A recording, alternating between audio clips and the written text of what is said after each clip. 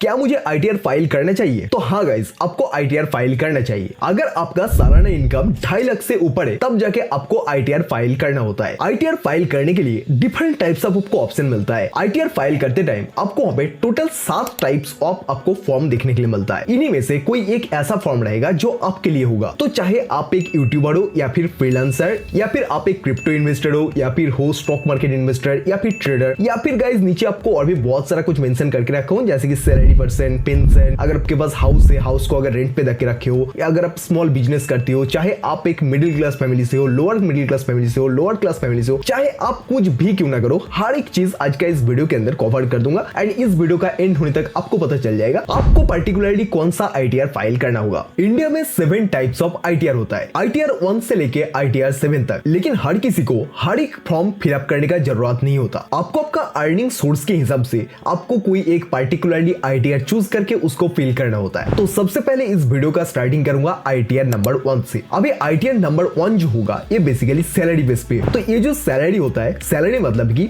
Yearly basis पे एक fixed income आ जाता है। फॉर एग्जांपल आप कहीं पे छोटा मोटा कोई जॉब कर रहे हो या फिर आपको कहीं से पेंशन मिल रहा होगा या फिर अगर आपके पास एक ही घर हो एंड उस घर को आपने ऑलरेडी रेंट पे देके रखे हो, तो ऑलमोस्ट इन सब चीजों को काउंट करके अगर आपका ईयरली बेसिस पे बिलो 50 लाख अगर आपका अर्निंग हो जाता है तब जाके आप इजीली तरीके से आईटीआर नंबर 1 को फिल कर सकते हो। अभी गाइस अगर बात करो आईटीआर नंबर 2 का, तो आईटीआर नंबर 2 के अंदर आ जाएगा stock market investor, crypto investor and multiple house owner. मतलब कि अगर आपके पास एक से ज्यादा घर है एंड एक से ज्यादा घर को आप जब रेंट पे देके रखोगे तो वो भी एक तरीके का आपका इन्वेस्टमेंट हो जाता है। तो उस टाइम पे चाहे आप क्रिप्टो करेंसी में इन्वेस्टमेंट करके रखे हो, चाहे आप स्टॉक मार्केट के अंदर इन्वेस्टमेंट करके रखे हो एंड मल्टीपल घर को अगर आप रेंट पे देके रखोगे तो उस टाइम पे आपको आईटीआर नंबर 2 फाइल करना होगा। लेकिन गाइस आपको यहाँ पे एक चीज ध्यान में रखना है कि यहाँ पे मैंने इन्वेस्टमेंट का बात किया, stock market investment and crypto currency investment, ना कि मैंने यहाँ पे बात किया ट्रेडिंग। ट्रेडिंग का आ रहा है आईटीआर नंबर 3 पे। आईटीआर नंबर 3 पे आता है बिजनेस एंड प्रोफेशन। मतलब कि अगर आप कोई भी बिजनेस करते हो या फिर किसी भी तरीके का पार्टिकुलरली कोई प्रोफेशन में हो तो उस टाइम पे आपका वो आ जाएगा आईटीआर नंबर 3 पे। अगर आप एक ट्रेडर हो, चाहे आप क्रिप्टो करेंसी में ट्रेड करो या फिर करो इंडियन मार्केट के अंदर, स्टॉक मार्केट के अंदर ट्रेडिंग, चाहे आप फ्यूचर एंड ऑप्शन ट्रेडिंग करो या फिर करो इंटरडे ट्रेडिंग, ये टोटली आपका बिजनेस में काउंट होगा। अभी अगर आप बताएंगे कि मेरा तो यहाँ पे लॉस में चल रहा है, मैं लॉस में हूँ, तो मेरे को भी क्या आईटीआर फाइल करना चाहिए? तो हाँ गाइस, डेफिनेटली आपको इस चीज के लिए भी आईटीआर नंबर 3 फाइल करना ही होगा। उसी के साथ अगर आप एक फ्रीलांसर हो या फिर अगर आप एक यूट्यूबर हो तो इन सभी के लिए आईटीआर नंबर 3 है। उसके बाद आ जाएगा आईटीआर नंबर 4। कई बार ट्रेडर्स को भी आईटीआर नंबर 4 फिल करना होता है। क्यों होता है वो आगे बात करते हैं। यूट्यूबर्स या फिर ट्रेडर्स को जो इनकम होता है वो इनकम का कुछ फिक्स नहीं रहता। जैसे कि एक यूट्यूबर रेफरेंस अर्न करके इनकम करता है, उसके बाद एफिलिएट मार्केटिंग, उसी के साथ ब्रांड डील्स, बहुत सारे तरीके से एक यूट्यूबर का अर्निंग हो जाता है। उसी बेसिस पे चाहे एक यूट्यूबर हो या फिर ट्रेडर या फिर स्मॉल बिजनेसमैन या फिर किसी भी तरीके का फ्रीलांसर, अगर आप लोगों का साल भर का इनकम बिलो 50 लाख होता है तब भी जाके आपको एक फाइल करना पड़ सकता है। लेकिन अगर आपका इनकम 2 से 3 करोड़ का बीच में आ जाता है तो टर्नओवर 2 to 3 करोड़ का बीच में आने की वजह से आपके लिए वहां पे फिक्स्ड कर दिया जाता है कि 6 to 8% का आपको उसके बीच में कुछ भी टैक्स आपको पे करना पड़ सकता है। सो गाइस, जैसे कि मैंने आपको ITR number 3 and ITR number 4 बताया, ये दोनों चीज अगर आपको समझ नहीं आया तो आप उसको रिपीट करके एक बार देख लीजिएगा एंड उसी हिसाब से आपको आपका जो भी इनकम होता है उस इनकम के बेसिस पे अगर आप एक ट्रेडर या फिर आप यूट्यूबर हो तब जाके आप वो दोनों में से कोई एक को चूज कर सकते हो। सो आई होप कि इस वीडियो के अंदर आप अभी तक समझ गए होंगे कि आपको कौन सा आईटीआर फाइल करना होगा। आपको जो भी आईटीआर फाइल करना होगा तो आप डेफिनेटली उस आईटीआर का नेम आप कमेंट सेक्शन में कमेंट करके बता सकते हो। अगर आपको फिर भी डाउट लग रहा है कि मेरे को क्या इसके वजह से ये आईटीआर फाइल करना चाहिए कि नहीं, तो आप डेफिनेटली कमेंट बॉक्स में कमेंट ड्रॉप कर सकते हो, मैं आपको रिप्लाई कर दूंगा। चैनल पर नए हो तो वीडियो को लाइक एंड चैनल को सब्सक्राइब करना। मिलते हैं हमारे नेक्स्ट वीडियो में और एक नया वीडियो के साथ।